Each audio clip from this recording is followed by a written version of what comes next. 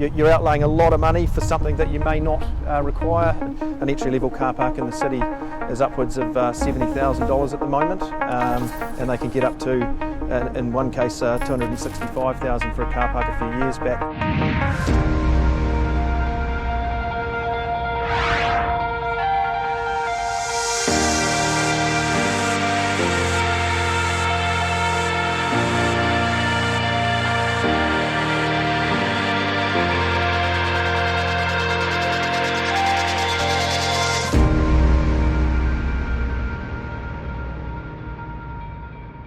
So coming back after COVID, I think there was a bit of apprehension from a lot of agents as to how that was going to look.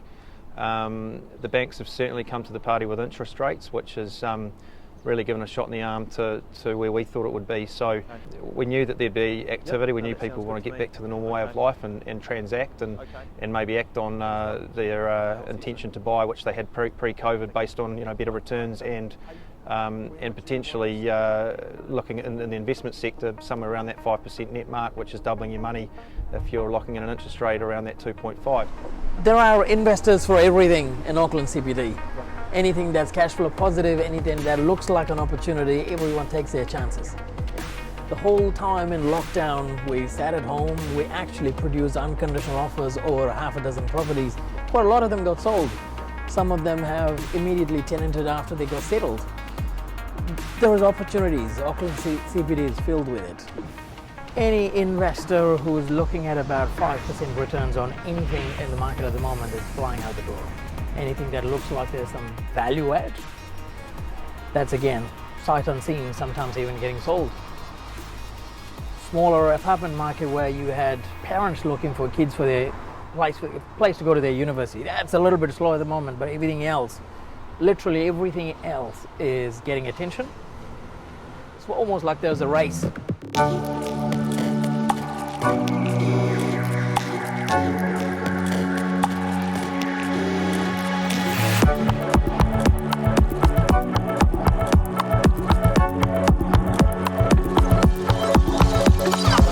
So car parking in the Auckland CBD, it's certainly a prerequisite for many buyers in previous times to require a car park, be it an investor who believes that you require a car park to be able to rent your property out, because they're of that notion that if a property that they would live in is a good property to invest in. It's not so much the case in the city. People are much more in tune with Uber and scooters, the rail link coming around the city. I think the council is looking to make the central CBD carless by about 2025. So although there's certain people, especially owner-occupiers, may need a car park for the purposes of actually storing a car, it's certainly becoming much more usual for people to be happy to invest or to live in an apartment without a car park. And you do save yourself that cost in terms of outlay. An entry-level car park in the city is upwards of $70,000 at the moment, and they can get up to, in one case, $265,000 for a car park a few years back. Yeah, you must have been in every single building in Auckland by now. Every single one of them, and every single one of them is like a suburb in New Zealand. Everything has its own characters. From someone who hasn't been around the block inside these streets, you only will learn about those things once you've been inside the buildings. But right on the outside, there are 100 different things that you can learn from them without looking into documents. Shortland Street, possibly the most valuable street in town. You've got every business and very little residences. Residences attract corporate class. Effectively, that's the word you can use. Businessmen, suits, lawyers, accountants. Every cafe you would like to attend to is 1 minute away. Downtown is 3 minutes away. Real estate value, if you look at the residential apartments, they're still not selling for 10,000 square meter. There's that much value left in them. If you're an owner here, you'll be creaming it.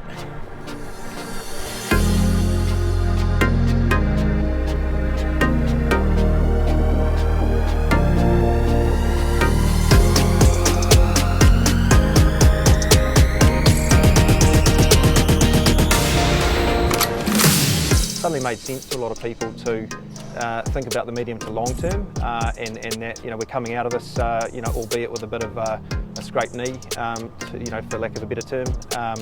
But life goes on, and the opportunity is now to buy and reap the rewards in 5 to 10 years when things are very much post-COVID and it becomes a distant memory. G'day, mate. We need to transact, and the opportunities are there for people to really get ahead and get on that property ladder. We're currently in Durham Lane, so it's a lovely laneway that comes off High Street, links in Queen Street. Got a lot of shops here, a few bars. It's really popular for lunch and both after work drinks, so great place to live, and it's awesome that we have these kind of old character buildings. Called the Met, 11 Durham Lane, and it has larger units, 2 bedrooms, 1 bedrooms and studios too. So you've got a lot of owner occupancy in here. We've also got a lot of the studios have been dressed up for Airbnb. They do rent very well as a long-term residential investment, but really do very well at Airbnb as well, just because of the location being off High Street, shops, restaurants. Chris, my colleague, Chris Kens, he lives in the building, owns corner unit, a large 2-bedroom unit, so he can talk to you a bit more about the owner occupancy attraction to him and why they work in the market.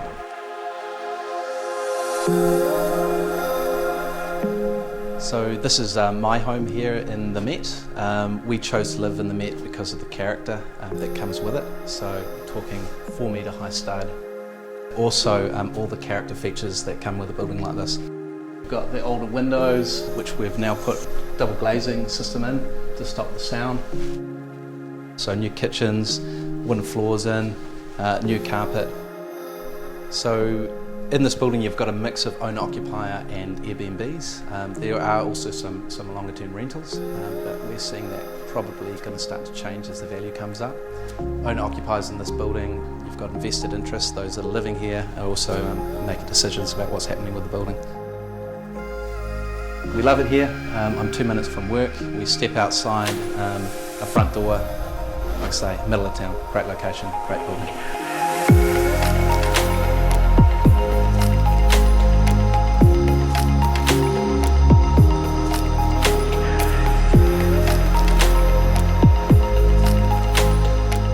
Here we are looking at this one here. That's supposed to be one of the biggest developments in Auckland CBD. It's called the International.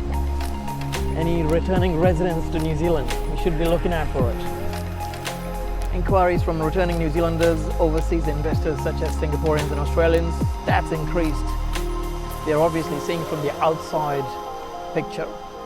New Zealand has become COVID-free, the first one around the world. They are expecting a certain growth.